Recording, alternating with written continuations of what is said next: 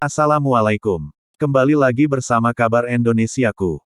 Kali ini informasi yang akan kami sampaikan berjudul Korban Pemerkosaan Reinhard Sinaga Angkat Bicara.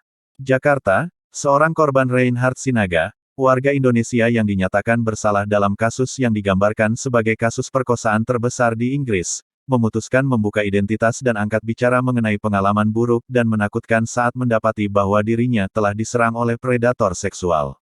Tahun lalu, Reinhard divonis hukuman penjara seumur hidup setelah dinyatakan bersalah membius dan memperkosa 48 pria di apartemennya di Manchester, Inggris. Kepolisian meyakini korban mahasiswa doktoral ini mencapai lebih dari 200 pria.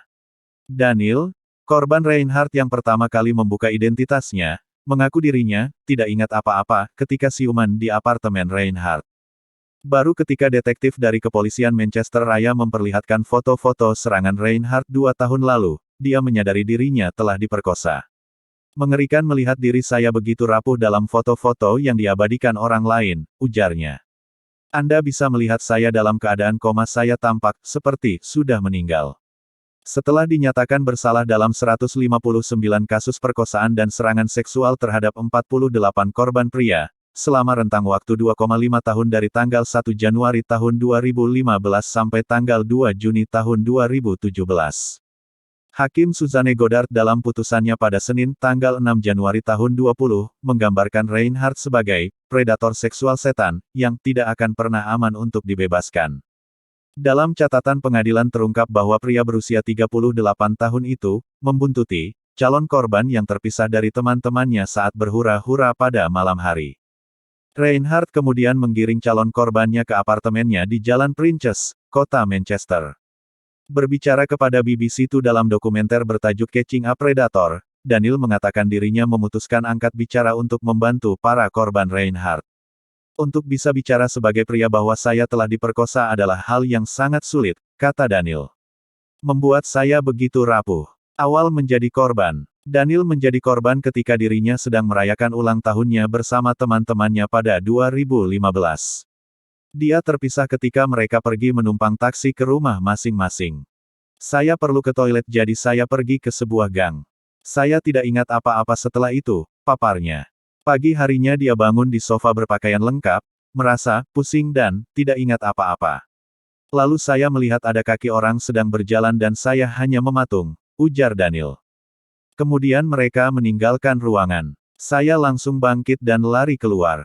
Daniel mengaku tidak pernah mempertimbangkan untuk melapor ke polisi karena dia meragukan diri sendiri, merasa bodoh, dan tidak tahu apa yang telah terjadi. Belakangan, ketika seorang detektif sedang menyelidiki Reinhard Sinaga melalui investigasi yang digelar pada Juni tahun 2017 dan menemui Daniel, terungkaplah tentang apa yang sudah terjadi. Saya bisa melihat cara dia, sang detektif, menatap mata saya bahwa dia mengenali saya, ucap Daniel. Menurut Daniel, sang detektif memperlihatkan foto-foto serangan seksual yang dilakukan Reinhard. Tidak bisa dibantah, itu adalah saya. Anda bisa melihat tato saya. Ada sedikit rasa lega karena saya akhirnya tahu apa yang telah terjadi dan logikanya masuk, tapi mungkin bukan rasa lega yang saya inginkan, jelas Daniel. Reinhard ditangkap tatkala seorang korbannya siuman saat diperkosa dan melakukan perlawanan. Sang korban kemudian melapor ke polisi. Saat polisi menyita ponsel Reinhard, mereka menemukan rekaman video-video pemerkosaan yang dia lakoni, jumlahnya mencapai ratusan jam tayangan. Kepolisian lantas menggelar penyelidikan pemerkosaan terbesar dalam sejarah Inggris. Detektif Sersan Kimberley Hames Evans mengatakan rekaman video pemerkosaan yang dibuat Reinhard sungguh mengerikan. Ada begitu banyak video pria-pria muda dilecehkan secara seksual dan diperkosa, ujarnya. Kami menerima banyak laporan pemerkosaan tapi saya jarang melihatnya terjadi di depan mata.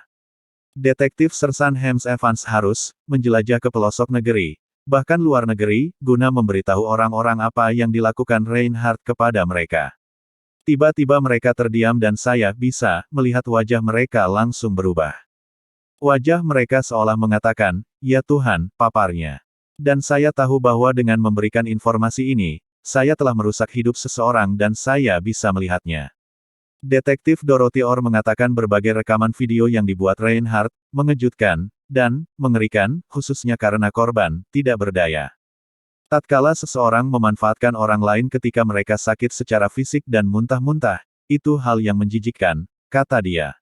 Iain Simkin, penuntut utama dalam perkara Reinhardt, menyebut pria itu buas. Menurutnya, dalam salah satu video, Reinhardt merekam adegan dirinya sedang memerkosa dua pria di apartemennya selama berjam-jam. Iain menyebut kejadian itu lebih buruk dari kisah horor Gothik. Jaksa penuntut di pengadilan mengatakan dirinya berharap kasus ini meningkatkan pemahaman soal pemerkosaan terhadap laki-laki. Dia menyebut kasus ini sebagai contoh dari bagian terburuk perilaku manusia. Daniel, korban Reinhardt, mengaku dirinya ditawari pendampingan, tapi yang paling membantu adalah berbicara kepada ayah saya. Kaum pria tidak berbincang soal pemerkosaan terhadap pria, tapi tanggapannya luar biasa, pungkasnya.